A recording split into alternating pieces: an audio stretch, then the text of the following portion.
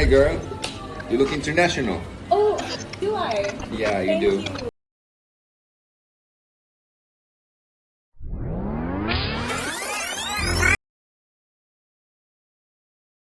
بدأ كل شيء بلقاء عفوي في باريس قبل سنوات، حيث كان أول لقاء بين نور فتحي وسعد المجرد لقاء عكس إعجاب واحترام وافتخار كل واحد منهما بالآخر.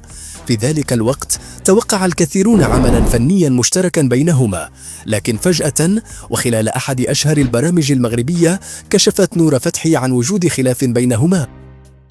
كان باغي واحد الأغنية unfortunately بالأسف ما شكرنيش، ما عطاليش الكريدت وبقى فيا الحال.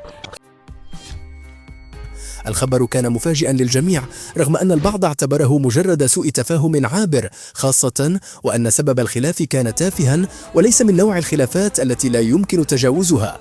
وفي ظل وجود أصدقاء مشتركين كثر كان بإمكانهم لعب دور الوساطة لعملية الصلح، لكن وللأسف وعلى خلاف ذلك استغلت وسائل الإعلام المغربية والعربية هذا الخلاف وجعلوه مادة دسمة للنقاش الذي غلب عليه طابع الصيد في المياه العكرة بمقارنات غير منطقية حول من الأسبق لتحقيق المليار مشاهدة على يوتيوب.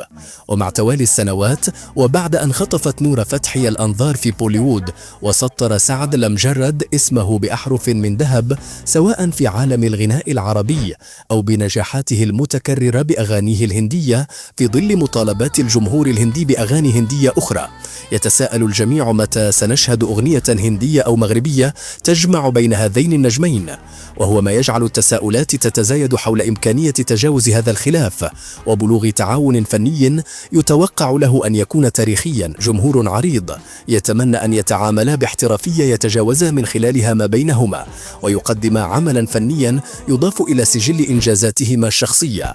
فهل يفاجئان العالم بتعاون فني أم تضيع فرصة ذهبية لإبداع فني استثنائي؟ سؤال دائما ما كان يسيطر على المشهد، والمستقبل وحده كفيل بالإجابة على ذلك.